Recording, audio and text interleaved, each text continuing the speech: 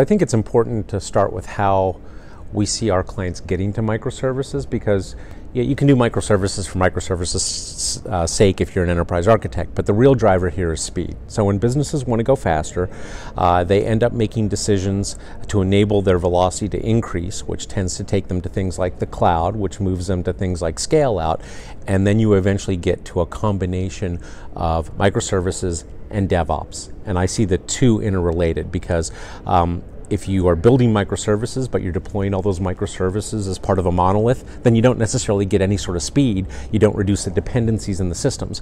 But when you use a combination of microservice architectures and then microservice deployment pipelines, and I think the Amazon folks realized this very early as they were building the fundamental pieces of things that they deployed in their infrastructure, you start to get to the point where independent parts of a system can be released on their own, and it allows you to scale deployments. So I remember watching a video that two of their folks posted, I think in 2014 at reInvent, where they talked about how they got to 50 million deploys a year.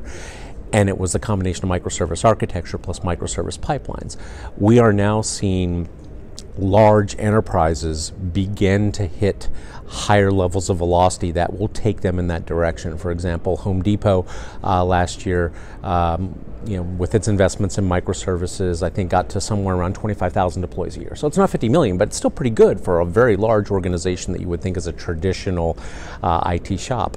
Allstate, really good example of a company that has broken apart about a half dozen monolithic mission-critical applications, has rehosted those across hundreds of microservices, running on thousands of individual compute clusters, and because of that, they've now cracked the code in terms of being able to deploy independent versions of the system. As a result, they're able to evolve their systems much more gradually, keep the risk down, because if even one microservice goes bad, it doesn't necessarily take the whole system down. I think we learned that from Netflix for sure. And so it leads to greater velocity, greater predictability, and it lets each individual team work on the things that matter to them on the time frame that matters to them. So architecture, process, which leads to better culture, higher velocity, which serves the business need.